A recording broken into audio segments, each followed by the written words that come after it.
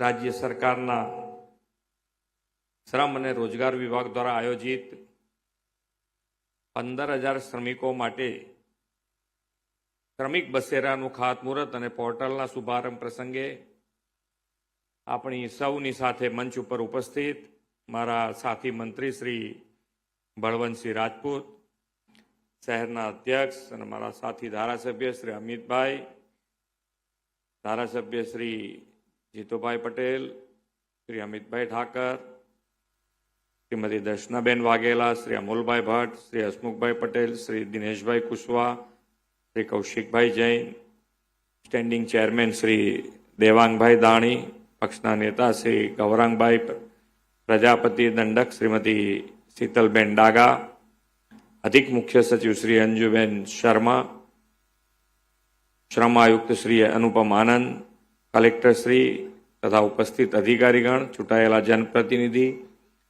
સંગઠનના પદાધિકારીશ્રીઓ, સૌ શ્રમયોગી ભાઈઓ બહેનો, પ્રેસ મીડિયાના મિત્રો, સૌને મારા નમસ્કાર.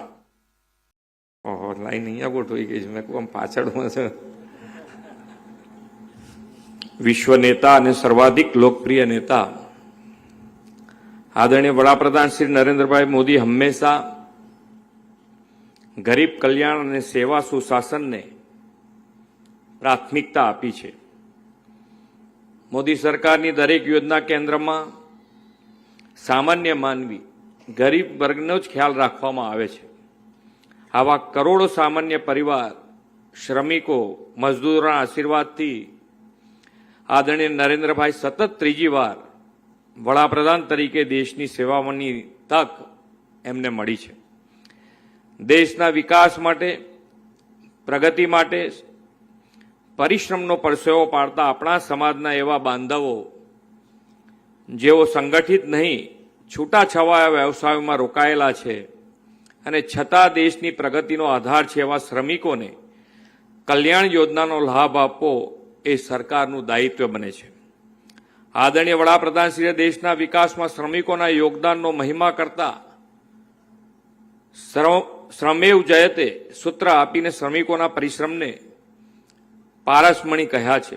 ભારતીય જનતા પાર્ટીની કેન્દ્રની સરકાર હોય કે રાજ્યની સરકાર હોય, પંડિત દીનદયાલજીના હર હાથ કો કામ, હર કામ કા સન્માનના મંત્ર સાથે શ્રમિક કલ્યાણ માટે પ્રતિબદ્ધ છે.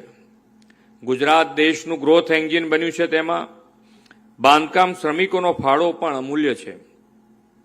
મોટા બિલ્ડિંગ, ભવ્ય ઇમારતો, ઇન્ફ્રાસ્ટ્રક્ચર ઉદ્યોગ માટે ફેક્ટરીઝ, દરેક નિર્માણ ક્ષેત્રના પાયામાં શ્રમિકોનો પરસેવો રહેલો છે.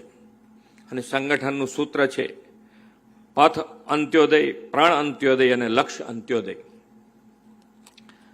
આવી માળખાકીય સુવિધાઓ, ઇમારતો, મકાનો, પ્લાન્ટ્સ વગેરે ઊભા કરવામાં પોતાનો પરસેવાનું સિંચન કરતા બાંધકામ શ્રમિક યોગીઓને નવતર ભેટ આપવાનું સૌભાગ્ય આજે મને પ્રાપ્ત થયું છે.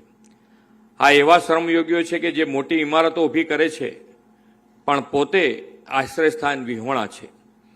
જેનું કોઈ નહીં, તેના આદરણીય નરેન્દ્રભાઈ મોદી એ વાતને સાકાર કરતા ગુજરાતમાં આપણે તેમના માર્ગદર્શનમાં આવા અસંગઠિત શ્રમિકોને મૂળભૂત સુવિધા સાથે કામ ચલાવો આવા શ્રમિક બસેરા યોજનાથી આપવાના છે. અમદાવાદ, ગાંધીનગર, વડોદરા અને રાજકોટ આવા 17 શ્રમિક બસેરા નિર્માણ થશે. રાજ્ય સરકાર શ્રમિકો માટે આહાર, આરોગ્ય, આવાસ અને આવક ઉપલબ્ધ કરાવીને તેમના જીવન ધોરણના પાયા મજબૂત કરવા પ્રયત્નરત છે. ઢાળ, તાપ, વરસાદમાં કામ કરતા બાંધકામ ક્ષેત્રના શ્રમયોગીની વિશેષ ચિંતા શ્રી નરેન્દ્રભાઈ મોદી સાહેબે કરી છે. રાજ્યમાં બાંધકામ શ્રમિકોને આવાસ સાથે આહાર મળે તેવી વ્યવસ્થા પણ શ્રમિક અન્નપૂર્ણા યોજના દ્વારા વડાપ્રધાનશ્રીના માર્ગદર્શનમાં વિકસાવી છે. શ્રમિકોને 5 રૂપિયામાં રાહત દરે સ્વાસ્થ્યપ્રદ ભોજન ઉપલબ્ધ કરાવવા માટે રાજ્યમાં લગભગ 290થી વધુ ભોજન કેન્દ્રો પરથી 2,54,00,000 ભોજન વિતરણ થયું છે. વડાપ્રધાનશ્રીએ કોરોના મહામારીના કપરા કાળમાં દેશમાં કોઈ ગરીબ ભૂખ્યા પેટે સૂવે નહીં તેની ચિંતા કરીને પ્રધાનમંત્રી ગરીબ કલ્યાણ અન્ન યોજના શરૂ કરાવી છે. તેનો લાભ પણ આપણે અસંગઠિત ક્ષેત્રના કામદારોને આપીએ છીએ. દેશમાં જીડીપીમાં અડધો ભાગ અસંગઠિત ક્ષેત્રના 42 કરોડ શ્રમયોગીના પરસેવો અને કઠોળ પરિશ્રમનો છે. 60 વર્ષની વયે આવા શ્રમિક પહોંચે અને વયને કારણે કામકાજ કરવા અશક્તિમાન બને તો પણ તેમને દર મહિને 3000 રૂપિયા જેવી પેન્શનની રકમ મળે છે. શ્રમિકો પોતાના જ પેન્શન પર સન્માનથી નિર્વાહ કરી શકે એવી કલ્યાણ યોજના પીએમ શ્રમયોગી માનધન યોજના આપણા નરેન્દ્રભાઈએ શ્રમિકોને ભેટ આપી છે. ગુજરાતમાં 3,10,000ને આ માનધન યોજનાનું કવચ મળ્યું છે. ગુજરાતમાં આવા અસંગઠિત ક્ષેત્રના 2 કરોડ જેટલા પરિવાર શ્રમિકોને 21 જેટલી કલ્યાણ યોજનાના લાભ સામે ચાલીને સરકારે શ્રમિક કલ્યાણ મેળા ધન્વંતરી આરોગ્ય રથથી આપ્યા છે.